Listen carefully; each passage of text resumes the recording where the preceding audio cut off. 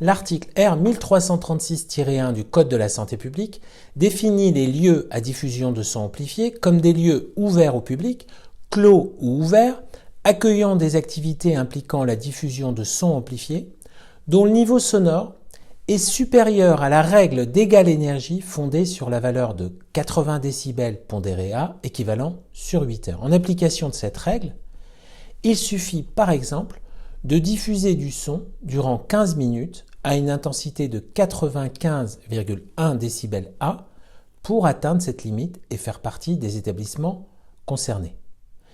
Il ne s'agit pas seulement des discothèques, mais de tout lieu qui reçoit du public et qui diffuse du son amplifié à une certaine intensité. Les bars sont concernés, mais également les salles des fêtes municipales par exemple, ainsi que tous les lieux musicaux au sens de la réglementation antérieure au décret de 2017. Le lieu à diffusion de son amplifié est soumis à 3 obligations définies par le Code de l'environnement. Premièrement, il doit se doter d'une étude de l'impact des nuisances sonores et doit en respecter les préconisations. Deuxièmement, il ne doit pas diffuser en interne de la musique amplifiée au-delà de 102 décibels A.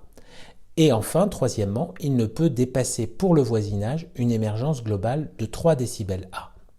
Les contrevenants s'exposent à des contraventions de la 5e classe, soit 1 500 € maximum, avec une possibilité que cette peine d'amende soit multipliée par 5 lorsque les contrevenants sont des personnes morales.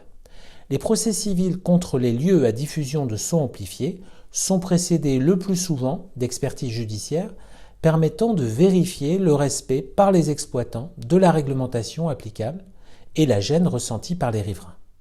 Il arrive également que les préfets prononcent des suspensions administratives pour les établissements ne respectant pas la réglementation des lieux à diffusion de son amplifié.